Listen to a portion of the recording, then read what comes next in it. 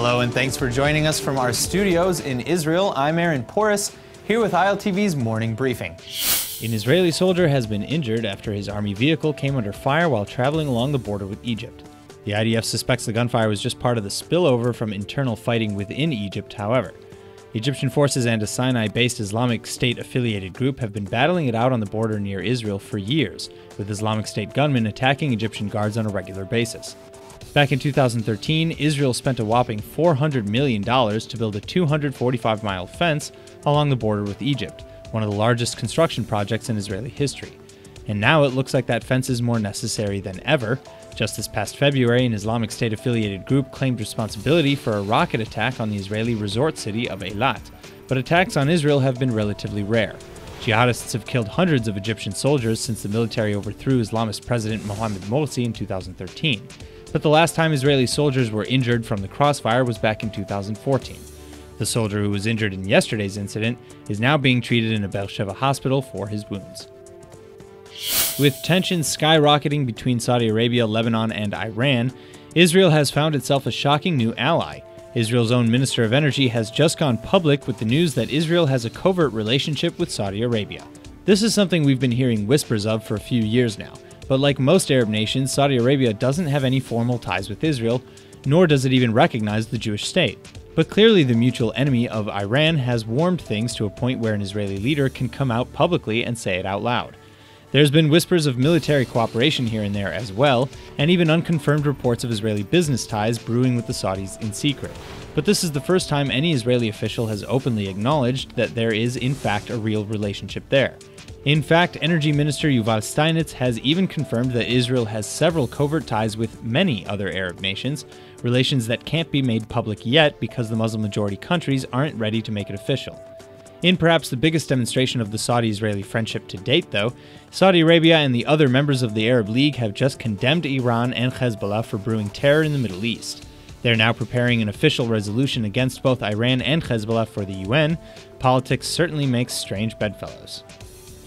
A recent ruling in a Jerusalem district court has now ordered the Palestinian Authority and the terrorists involved in a 2001 shooting attack to pay 62 million shekels in compensation to the victims' families. In 2001, while on the way home from vacation in Eilat, Sharon and Yaniv Ben Shalom, their two infant daughters, and Sharon's brother Doron Sfiri, were followed in their car and attacked by a cell of 6 terrorists. The two girls, Efrat and Shachar, were orphaned in the attack and since raised by their aunt and uncle. The original claim made by the victims' families in 2008 for damages was to the amount of 559 million shekels and was filed against the PA, the PLO, and the 6 terrorists individually. Finally, in 2014, a decision that determined both the Palestinian Authority and the terrorists to be liable came down, paving the way for this latest court ruling in favor of the victims. For the families, however, the victory is bittersweet. Sharon and Doron's father, Tzion Sfiri, said, quote, "This ruling brings closure in a way, but that there's no feeling of joy or anything of the sort. I've lost children. Money isn't a factor in this matter. What is a factor is the proof that the children were murdered because they were Jewish, and that the Palestinian Authority supported this." End quote. Israeli investigators questioned Prime Minister Benjamin Netanyahu for the 6th time yesterday in connection to an ongoing corruption probe dubbed Case 2000. The case deals with an alleged quid pro quo agreement that Netanyahu made with the Yediot Ahronot news publisher Arnon Moses.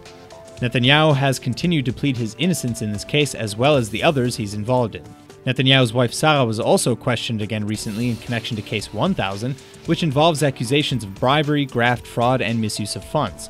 The most notable linchpin in this case surrounds the hundreds of thousands of shekels worth of cigars, champagne, and other alleged gifts given to the Netanyahus by Israeli-born billionaire benefactor and Hollywood producer Arnon Milchan.